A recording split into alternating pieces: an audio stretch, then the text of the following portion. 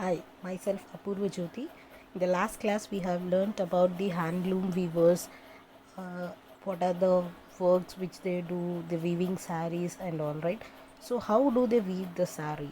What are the tools they need? Or regarding all those, we are learning in this video. Weavers, tools. Weavers own the wooden loom. So, these handloom weavers, they have a wooden loom, which is the main tool required for weaving. So that is the main tool which is required for weaving the sari. Apart from it, they also use small knives. For weavers, it is also important to know the plan of the design to weave the sari. Yes, not only the wooden loom, they also require the other tool which is also the main one, that is small knives. They also use small knives.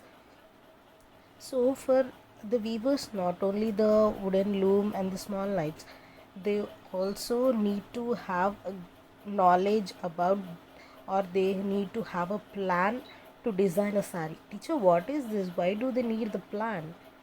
See, actually, for doing any work, we need a plan. Suppose in your house, if any small party is there, you'll be planning, right? That what design should be, what flowers should be brought for the arrangement, for the decoration, and to whom we have to give that responsibility, what type of dresses we have to wear, at what time the function should start and what time the function should end, what type of dishes to be prepared, right? You'll be making all plan ahead before the function. Means before the function itself you will be planning where to arrange what sort of flowers and all.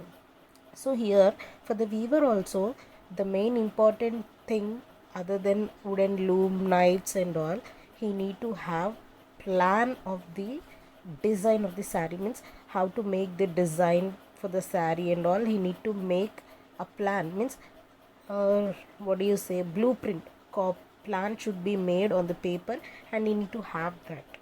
If you look at a sari, you will notice that there are very intricate designs on them. Means a very different designs, very special, beautiful designs will be there on these saris and all. These designs are marked on special sheets of paper with specific notations. So these designs are made, a blueprint of these designs will be made on a paper with special markings and all. Weavers follow them without making errors. So seeing that paper, seeing that design, weavers will be weaving the sari without any mistakes, errors in the sense mistakes. With years of practice, they even develop new designs. So when they have practice of making saris, and if they have a practice of putting designs of the saris, different models of the saris and all, they prepare their own models also, because they have that knowledge how to design a sari, what sort of design should have what sort of color and all, they have an idea, no? So they sometimes prepare own designs also. Now we'll learn about different stages of weaving a sari. There are different stages of weaving a sari. The first is preparing the yarn. For preparing a sari, for weaving a sari, they need a thread. Yarn is nothing but thread. First, they have to prepare the thread. Silk yarn is wounded on a bobbin.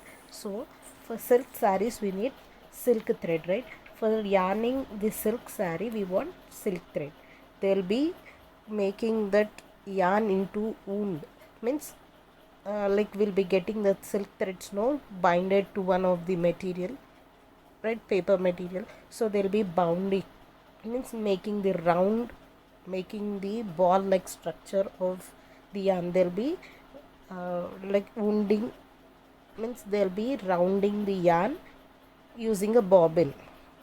These yarns are then marked with the designs. So these yarns, the threads are being marked with designs. Means even for the threads sometimes we'll see lines, right? So for them they'll be marking the design. These marks are of the designs. Marks of the designs help the weavers to identify what color need to be dyed into which part of the yarn. So they'll be making the marks till here blue color, from here to here red color. So this making marks will help the weavers to fill the color, means to get the desired color for the thread. to dye the colors, means dyeing in the sense to apply the color to particular part of the thread.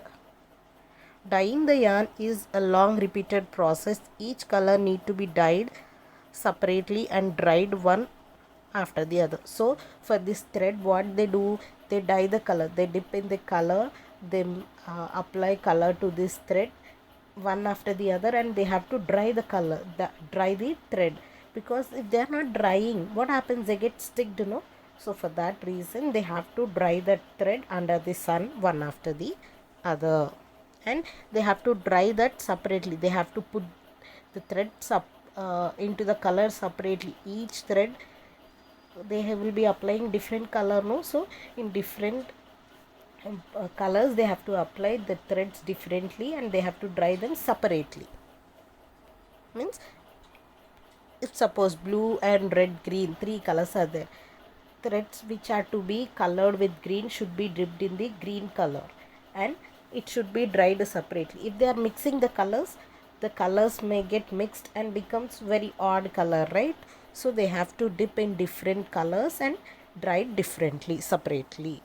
Only when the color is completed, the thread can be used for weaving. So if the thread is completely filled with the color, and if it dried looking good, then the thread is used for weaving. If not, again and again they'll be dipping the thread in the color and they'll be drying. If the color is good in quality, means if the color is looking good, then they use that thread for the weaving purpose.